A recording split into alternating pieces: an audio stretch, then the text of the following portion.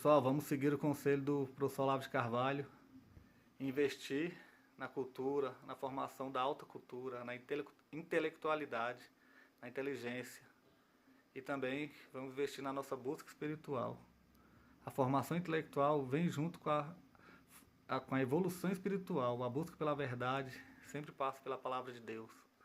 Então é isso aí, fiquem com o vídeo, espero que gostem, espero que estejam gostando do nosso canal. Forte abraço, fiquem com Deus.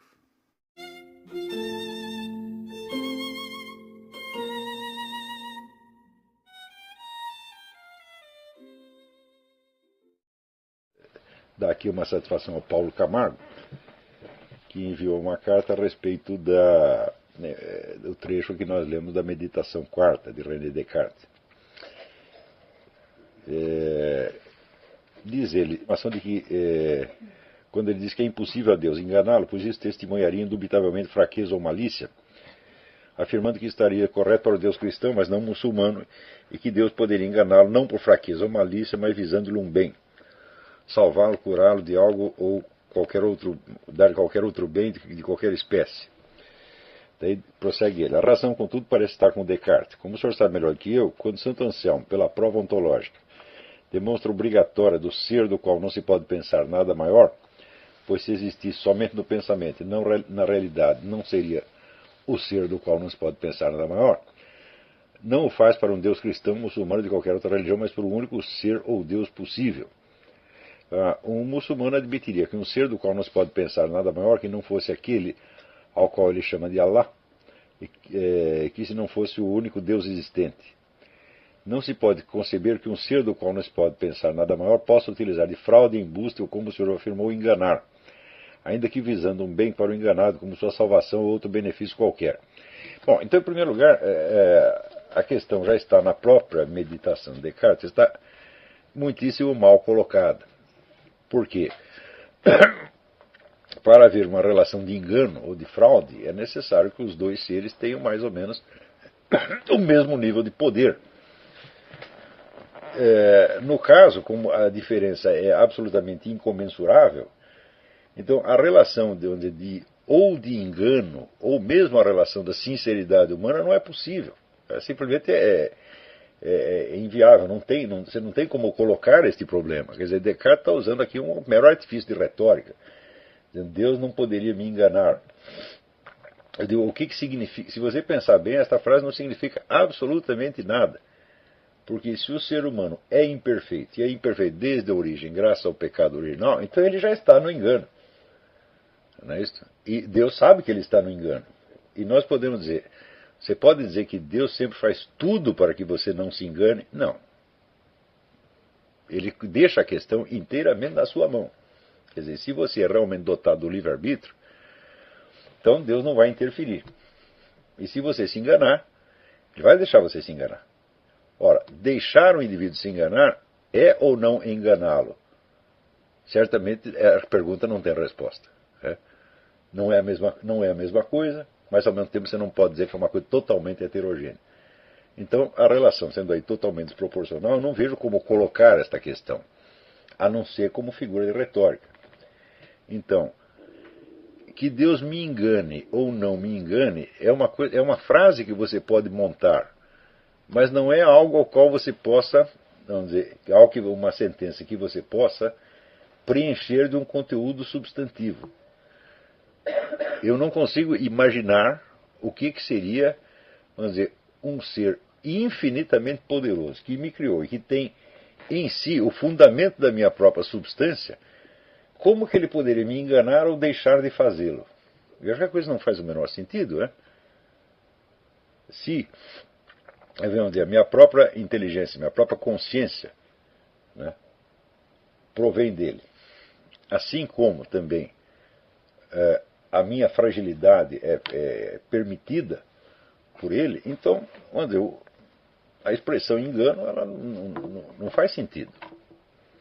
Não tem como se estabelecer isso aí. Então, pense e imagine como seria um Deus enganar um ser humano.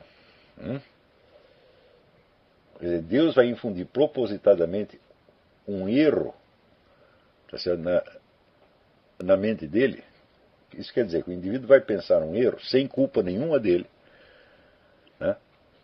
É totalmente inocente, não havendo em volta nenhuma fonte humana ou diabólica da qual vem o erro. Eu falo, mas não existe um erro assim. Não é possível, vamos dizer, um erro totalmente espontâneo. Né? Se o erro viesse de Deus, isso seria a mesma coisa que dizer que vem da minha própria natureza, que é, vamos dizer, está fundamentado diretamente em Deus. Quer dizer, existe ou não esse erro, por assim dizer, natural e estrutural no ser humano? Existe, ele chama-se o pecado original. Então, pela própria existência do pecado original, fica difícil você equacionar o que seria, vamos dizer, um engano específico que Deus vai colocar na sua mente. Você já está sujeito a engano por função do pecado original. Então, todo este trecho de Descartes eu não vejo senão como, vamos dizer, uma série de figuras de retórica a qual não se pode atribuir nenhum sentido substantivo. Não corresponde a uma relação real que você possa sequer imaginar. Quando eu digo real, eu quero dizer, não corresponde a nada de real e nada sequer de ideal. Quer dizer, não é uma coisa que possa ser pensável. Não é isso? Então, imagina assim, você está escrevendo um romance e você coloca lá um personagem que se engana. Foi você que o enganou? A resposta é sim e não. Quer dizer, essa categoria não se aplica. Você está, com relação a Deus, na mesma situação do personagem em relação ao autor da história. Vocês percebem que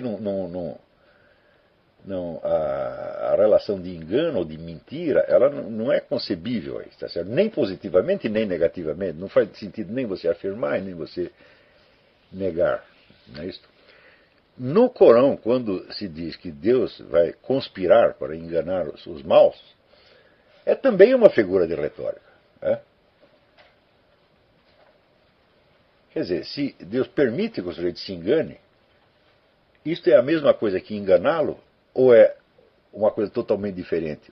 Também não vejo como responder essa pergunta. Quer dizer, aí é uma questão de falso enquadramento lógico. Né? Vocês não podem esquecer que a linguagem humana permite você montar muitas frases às quais não pode corresponder nem, vamos dizer, um conteúdo real e nem sequer um conteúdo ideal. Não é isso? Então, por exemplo, esses dias mesmo eu estive escrevendo algo sobre o que é, vamos dizer, a ideia de sociedade justa. Um tempo atrás teve uma iniciativa aí de uma revista que pediu a vários autores que definisse o que é uma sociedade justa. Né? Então, eu digo, olha, se você parar para pensar um pouquinho, você vê que é uma bela expressão, é uma expressão até que tem um certo valor afetivo, mas a qual não pode corresponder nenhum conteúdo real e nenhum conteúdo ideal, ou seja, não é um conceito pensável. Né? Então, primeiro, porque a justiça ou injustiça são virtudes. Uma virtude e outra é um vício. Mas a virtude e o vício só podem ser atribuídos a entes que tenham, vamos dizer, uma consciência individual e que tenham livre-arbítrio. Você pode dizer que a sociedade tem livre-arbítrio?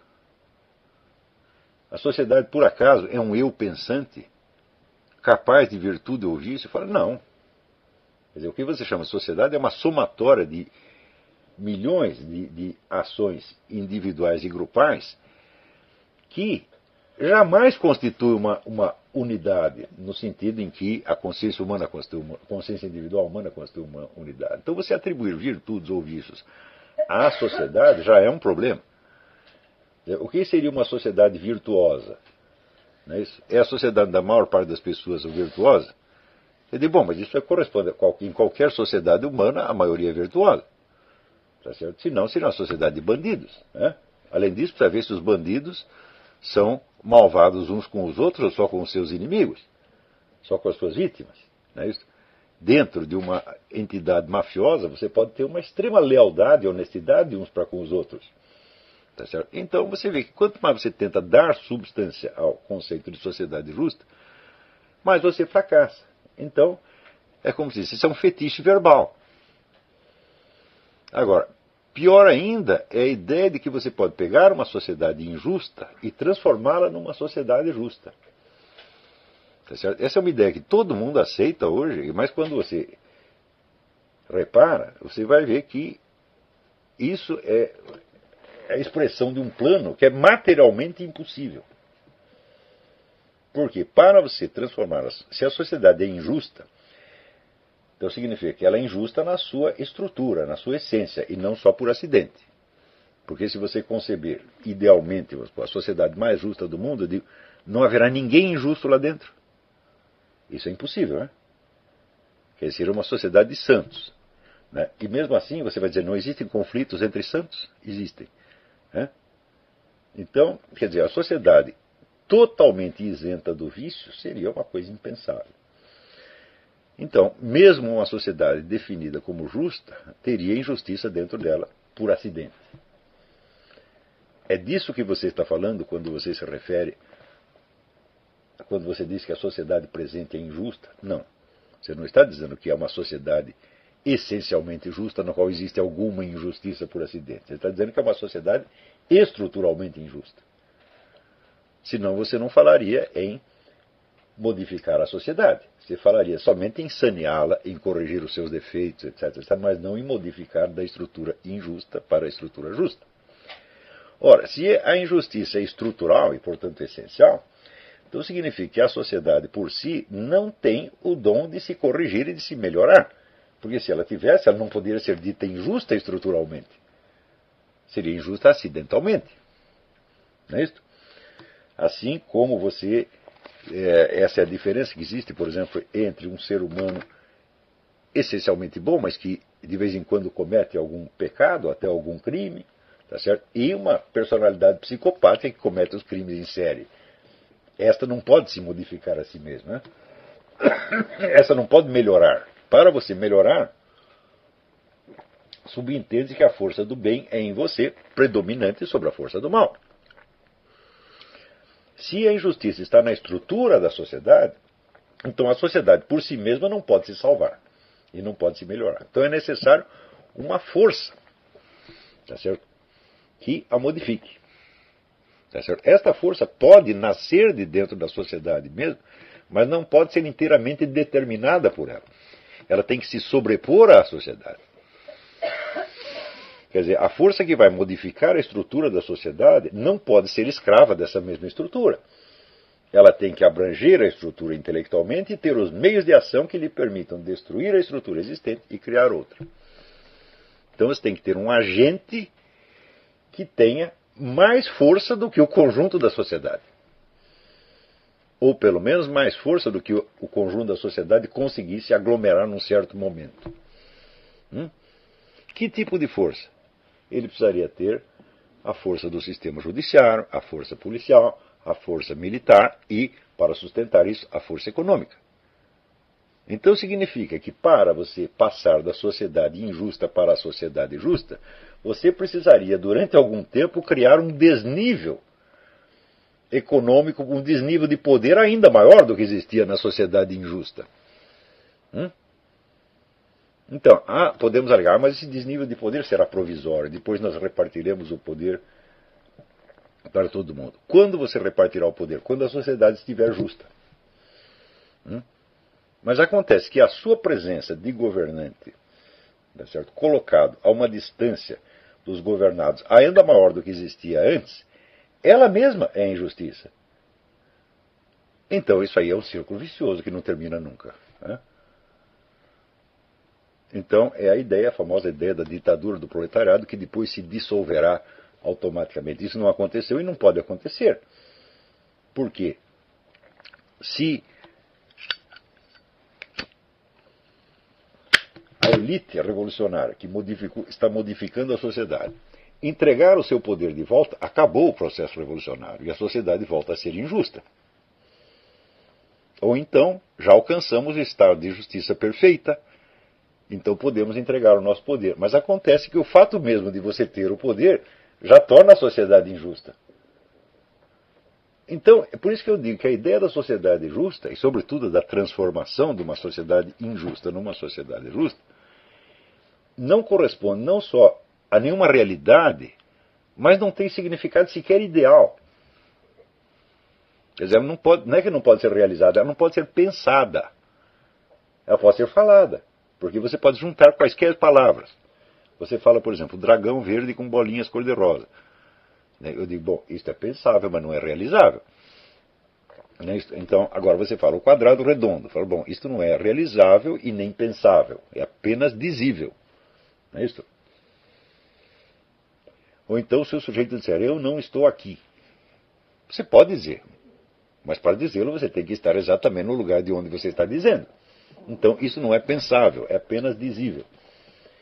A linguagem humana, ela pode criar uma série infinita de combinações de palavras que são dizíveis, mas não são, umas não são realizáveis e outras não são realizáveis e nem pensáveis. E, no entanto, são justamente essas ideias impensáveis que, precisamente por serem impensáveis, exercem uma certa atração sobre a mente, porque tem uma mágica, tem um mistério, tem um poder inerente à palavra, que é exatamente o poder somente da palavra. Quando as palavras designam realidades, ou pelo menos ideias pensáveis, essas palavras não têm poder em si mesmas. Elas são apenas, vamos dizer, um excipiente da substância ativa, que é a realidade correspondente. Então as palavras passam e a ideia ou a realidade fica. Mas quando a palavra não corresponde nem à realidade e nem à idealidade, então a própria palavra assume o lugar das duas. Isso é a mesma coisa que dizer, quanto mais absurda a ideia que está subentendida numa expressão, mais ela vai exercer um poder hipnótico sobre a mente. Quer dizer, as palavras normais que são usadas para significar coisas da realidade são entidades humildes. Por exemplo, agora eu estou dizendo essas coisas para vocês, e vocês estão prestando atenção nas minhas palavras? Não, vocês estão tentando pensar as realidades às quais eu estou me referindo. Portanto, mesmo que a minha expressão seja imperfeita, vocês entendem o que eu estou falando. Não é isso? Agora, se eu lhe leio aqui um poema de Mallarmé, que você nunca vai saber o que significa, o que acontece? A palavra ocupa o espaço por si mesma. Aquela estrutura verbal, ela é um objeto por si mesma e você começa a prestar atenção nela. E é exatamente este o intuito do poeta. Não é isso?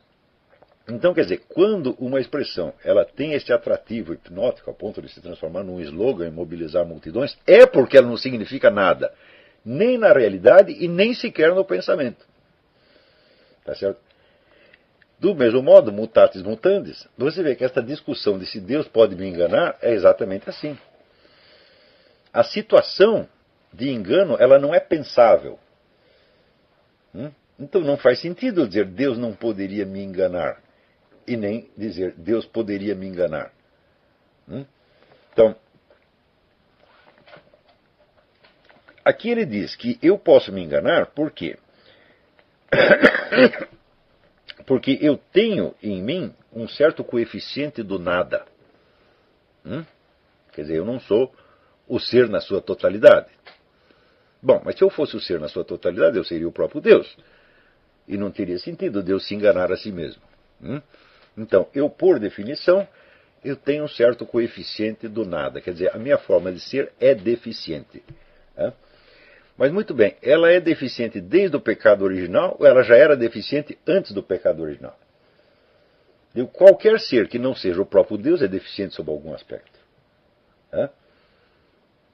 Então, é a mesma coisa que dizer, Deus me fez deficiente, então eu estou sujeito ao engano por definição, por assim dizer.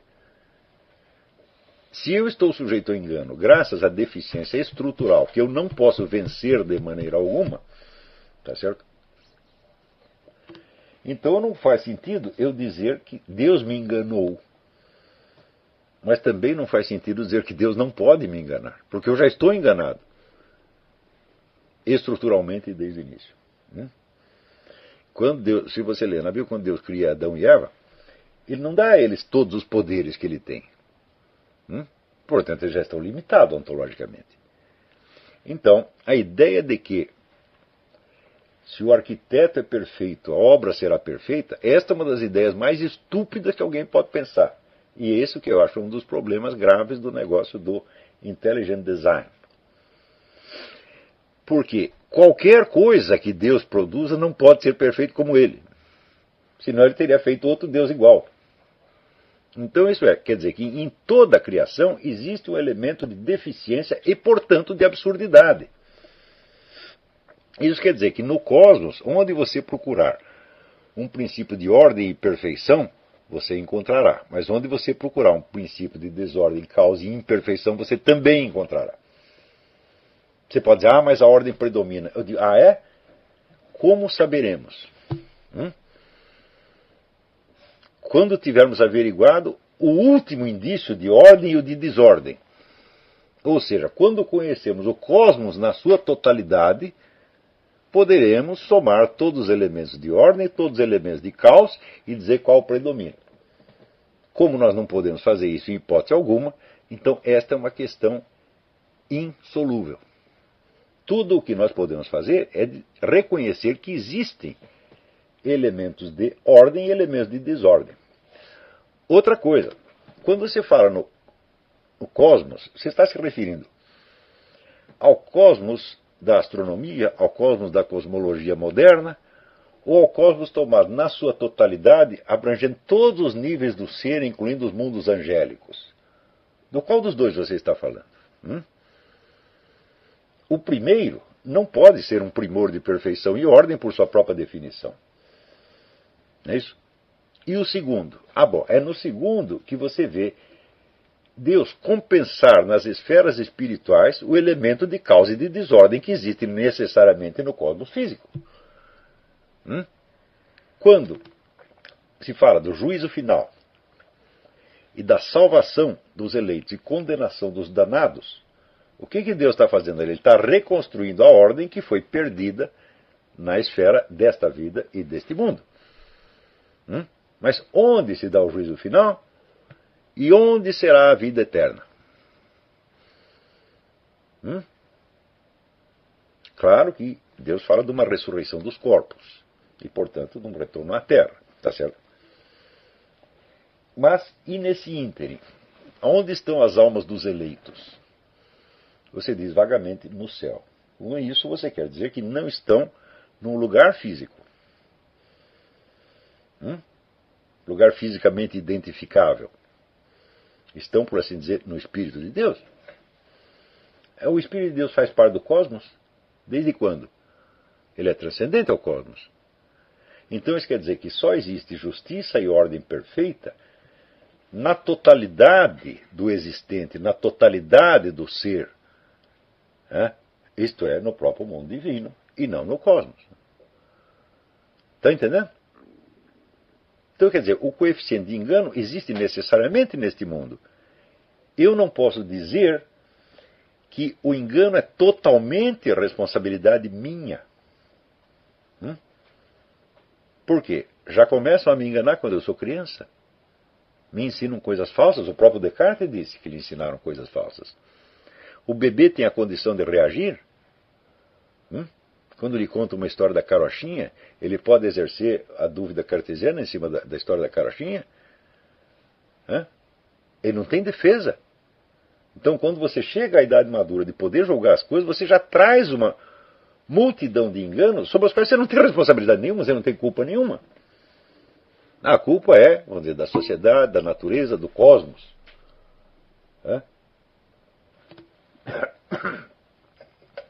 Então, não faz sentido você acusar a Deus dessas coisas. Por quê? Porque Deus é transcendente ao cosmos e não há nada que esteja errado no cosmos que ele não possa corrigir num nível superior. Mas se você olhar as coisas apenas dentro da esfera cósmica, então você vai ter que chegar à conclusão que os gnósticos têm razão. Deus fez algum treco errado aqui. Na própria natureza, você vê deformidade, você vê monstruosidade, você vê uma crueldade sem fim. Se você olhar nessa esfera, é impossível você não se revoltar contra Deus. E nesse sentido, a experiência gnóstica é uma experiência pela qual todos nós passamos em algum momento. Tá certo? Então,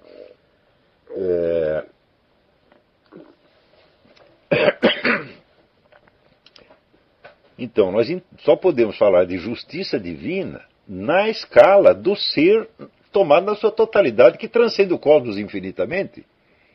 E, neste sentido, é que eu digo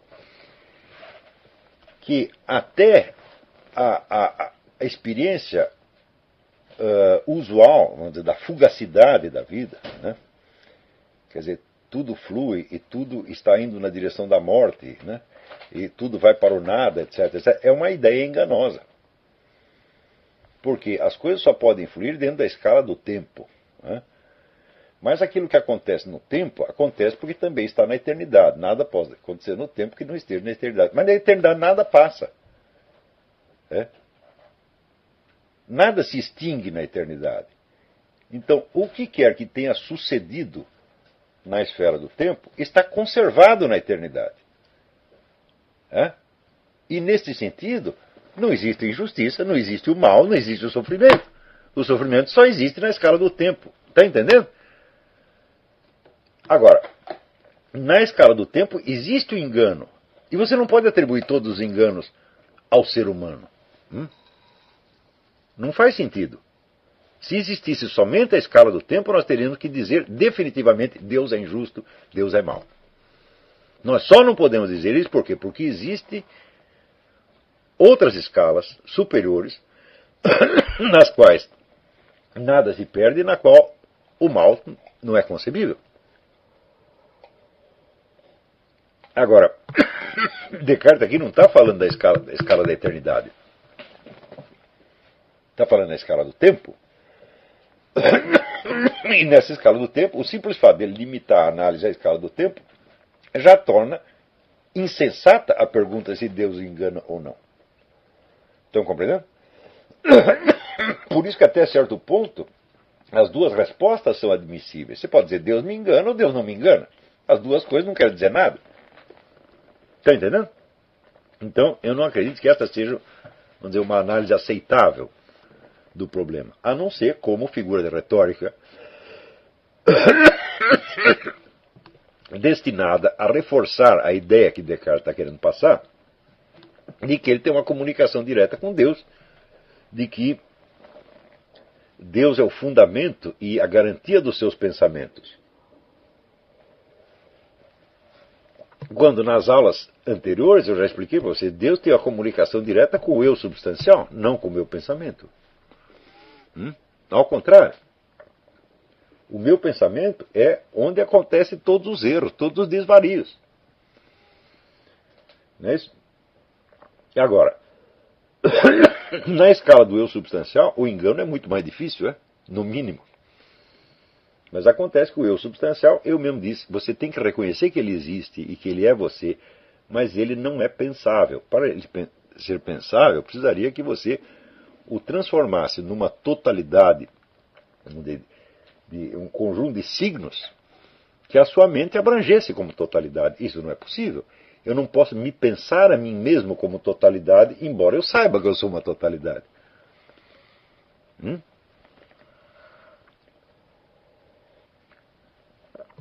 Espero que tenha dado para explicar.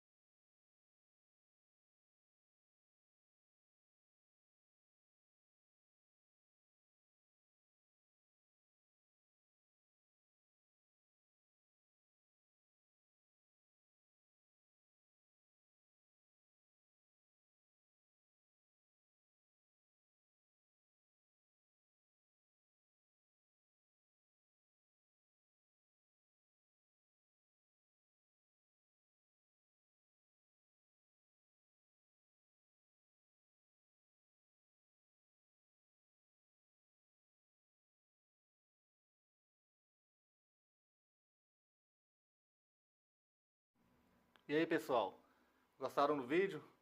Curtam, comentem. Quem não for inscrito ainda, se inscreva no canal e ajude a divulgar o conhecimento e, com isso, preservar a memória do professor Olavo de Carvalho. Muito obrigado a todos. Curtam, comentem, compartilhem. Vamos lá, pessoal. Valeu!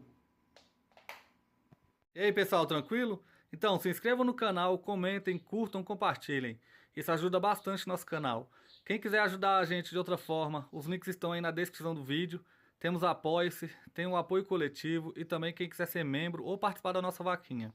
Sigam nas redes sociais, os links estão aí na descrição do vídeo. Então é isso aí, sempre com Deus, pátria, família e liberdade por um Brasil melhor. Valeu, pessoal, fiquem com Deus. E aí, pessoal do canal, tranquilo? Então, a gente ainda quer fazer o sorteio das 3 canecas do professor Olavo de Carvalho aqui no nosso canal. Mas para isso a gente tem que chegar a 120 mil inscritos no canal. Então compartilhe, comente, curta. Mande nosso canal para os seus amigos, parentes, para todo mundo se inscrever e a gente chegar a 120 mil inscritos. Apoie o nosso canal, quem tiver condições, para a gente continuar aí no YouTube, no Telegram e também no Instagram e Twitter. Sempre trazendo conhecimento e falando a verdade aí para todo o Brasil e para o mundo. Valeu, tamo junto. Fique com o vídeo. Forte abraço. Deus, pátria, família e liberdade. Valeu!